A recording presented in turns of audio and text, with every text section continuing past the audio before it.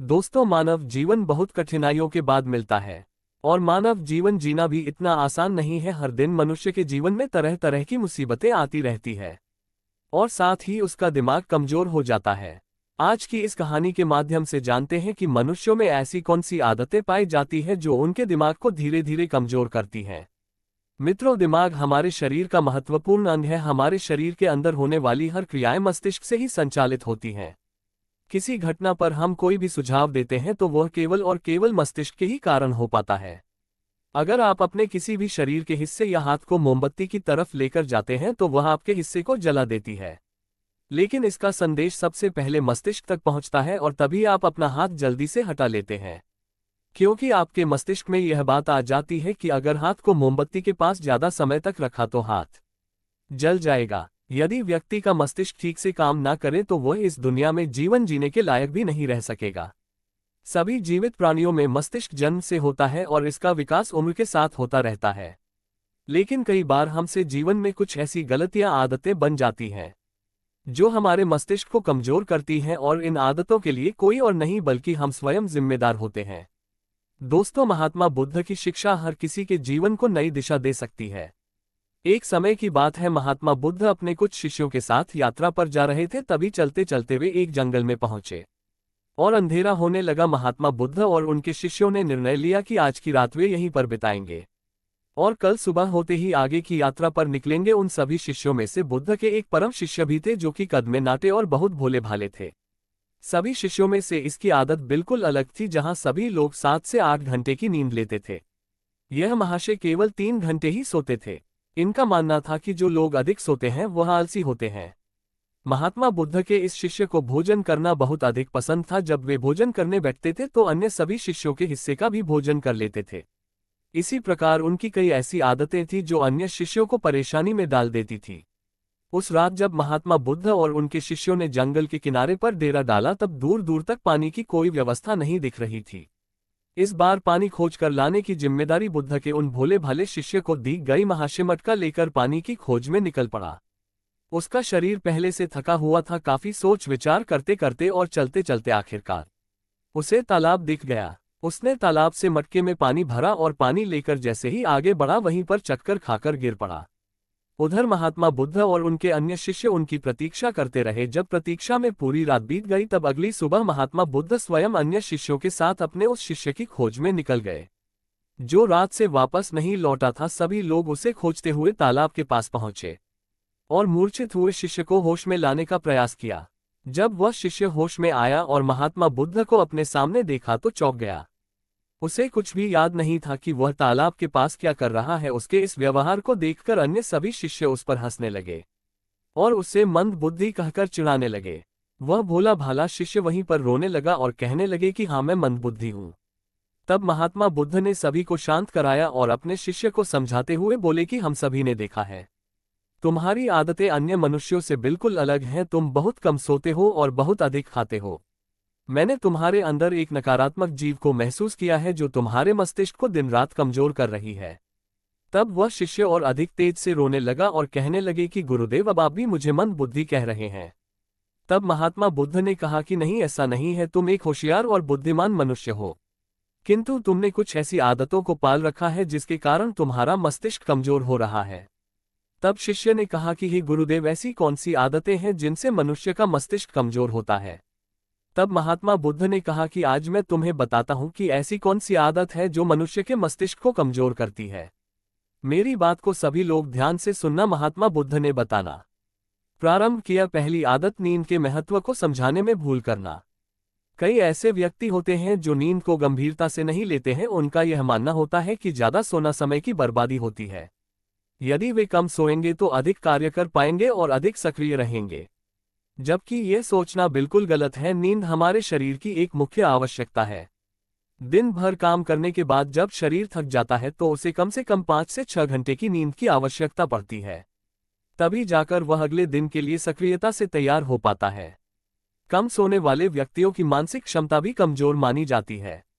इसीलिए मस्तिष्क को तरोताजा और तेज रखना है तो रोज 5 से 7 घंटे जरूर सोए। दूसरी आदत, आवश्यकता से अधिक भोजन करना। कई व्यक्ति ऐसा सोचते हैं कि एक ही जीवन मिला है, इसलिए इसे खाने पीने और मौज करने में बिताना चाहिए, और इसी सोच के कारण वह आवश्यकता से अधिक खाना खाने लगते हैं। ना तो उनके खाने में किसी प्रकार की कोई गुणवत्ता होती है और ना ही वह कभी खाने की मात्रा पर ध्यान देते हैं। कई लोगों को लगता है कि अधिक खाने से शरीर को अधिक ताकत मिलती है, जबकि ऐसा कुछ नहीं है। अधिक खाने से शरीर में केवल और केवल बीमारियां ही लगती हैं। कभी पाचन संबंधी बीमारी तो कभी शरीर का मोटापा, ये सब कुछ खाने की गलत मात्रा और उसकी गुणवत्ता के कारण ही होता है। जब व्यक्ति का शरीर बीमार रहेगा तो इसका असर मस्तिष्क पर भी होगा, इसलिए अपने मस्तिष्क को तेज रखने के लिए सही मात्रा में और सही गुणवत्ता वाला भोजन करना चाहिए। तीसरी और खास आदत, खुद को कार्य करने की मशीन समझना। इस संसार में कई ऐसे व्यक्ति हैं जो दिन रात काम के पीछे भागते रहते हैं, और इस बीच ना तो वे अपने शरीर को आराम देते हैं और ना ही कभी अपने परिवार को समय देते हैं। ऐसी आदतों से उनके जीवन में तनाव बढ़ जाता है और एक दिन ऐसी थकान हो जाती है कि फिर वह पहले के जितना सक्रिय नहीं हो पाते हैं। इसलिए अगर आप भी खुद को कार्य करने की मशीन समझ रहे हैं तो आप अपने शरीर को खराब करने के साथ साथ अपने दिमाग को भी खराब कर रहे हैं। इस आदत को आज ही खत्म करें और एक सामान्य जीवन जितनी आवश्यकता है उतना ही कार्य करें। चौथी आदत, बुरी आदतों की भरमार रखना। कई व्यक्तियों में लब्य इतना अधिक होता है कि वह किसी भी काम को ठीक से नहीं कर पाते हैं। उनके शारीरिक और मानसिक शक्तियों में अक्सर कमजोरी पाई जाती है और इस कमजोरी का मुख्य कारण होती है उनकी गलत आदतें।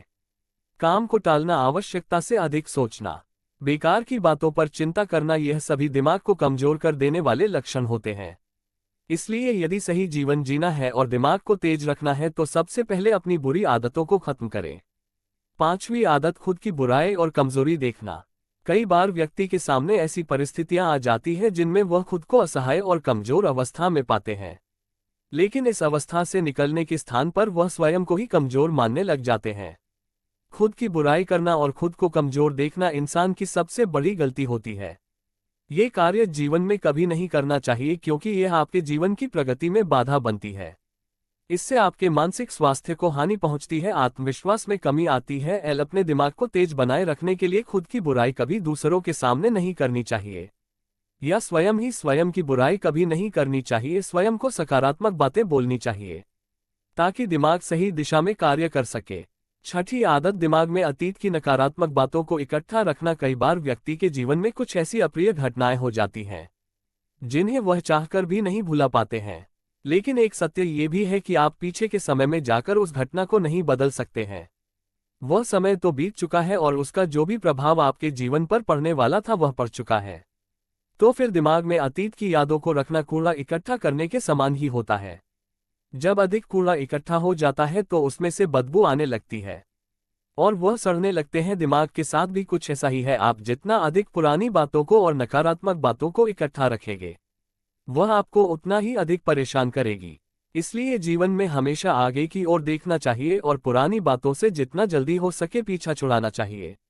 सातवीं आदत, दूसरों से अधिक उम्मीदें रखना। संसार में एक से एक दयालु और सच्चे व्यक्ति हैं जिन्होंने सभी की सहायता की है, किंतु कई बार हम अपने आचरण के कारण दूसरों से भी आशाएं लगा लेते हैं कि वह भी हमारी सहायता करेंगे, और जब वह हमारी सहायता नहीं करते हैं तो हमें कष्ट पहुंचता है। इस संसार में कोई किसी का नहीं है, इसलिए दूसरों से आशाएं लगाना आज ही बंद कर दीजिए। कोई आपकी अपेक्षाओं को पूर्ण नहीं करने वाला है। यह आदत आपके दिमाग को कमजोर बनाती है। यदि अपेक्षाएं करनी है तो स्वयं से अपेक्षा करो ताकि जीवन में कुछ बड़ा कर सको। दूसरों से अपेक्षा तो केवल और केवल दुख ही देती है। आठवीं आदत, बुरे लोगों का साथ नहीं छोड़ पाना। हम सब अच्छी तरह से जानते हैं कि हमारे आसपास किस तरह के लोग रहते हैं और उनका हमारे जीवन पर क्या प्रभाव पड़ने वाला है। जब कभी आपको लगे कि किसी का साथ आपको नुकसान पहुंचा रहा है या आपके जीवन को प्रभाव कर रहा है तो उसे समाप्त कर देना उचित होता है, क्योंकि बुरे लोग आपको कष्ट और नकारात्मकता के अलावा कुछ नहीं देने वाले हैं। ऐसे लोगों से दूरी बनाकर ही जीवन में सफलता पाई जा सकती है, किंतु कई बार ऐसा होता है कि वह हमारे करीबी होते हैं और हम चाहकर भी उनसे पीछा नहीं छुड़ा सकते। भले ही हम उन्हें अपने जीवन से निकाल नहीं सकते, लेकिन उनसे दूरी बनाकर अवश्य रह सकते हैं। बुरे लोग आपके दिमाग को प्रभावित करते हैं, इसलिए दिमाग को सही रखने के लिए ऐसे लोगों के संपर्क में बिल्कुल ना रहे। नवी आदत, स्वयं की गलतियों को अनदेखा करना। कई बार व्यक्ति से यदि कोई गलती हो जाए तो वह उसे पूरी तरह से अनदेखा करते हैं और जिम्मेदारी लेने से बचते हैं, जबकि यह आदत आपके जीवन को असफलता की ओर ले जाती है। कभी भी यदि आपसे गलती हो जाए तो उसे पूरे मन से स्वीकार कर लेना चाहिए। साथ ही क्षमा मांग लेनी चाहिए। इस संसार में पश्चाताप से बड़ी कोई क्षमा नहीं होती है।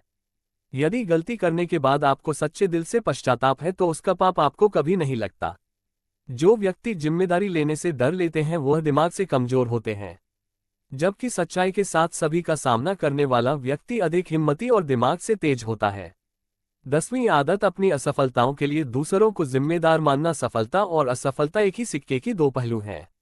दोनों ही परिस्थितियों में हमें स्वयं इस बात का आकलन करना चाहिए कि यह सफलता या असफलता हमारे जीवन की महत्वपूर्ण घटना है और इसकी सारी जिम्मेदारी हमारी है। कई बार यदि हम किसी काम में असफल हो जाते हैं तो हम उसके लिए अपने माता पिता, गुरु इत्यादि को जिम्मेदार मानने लगते हैं।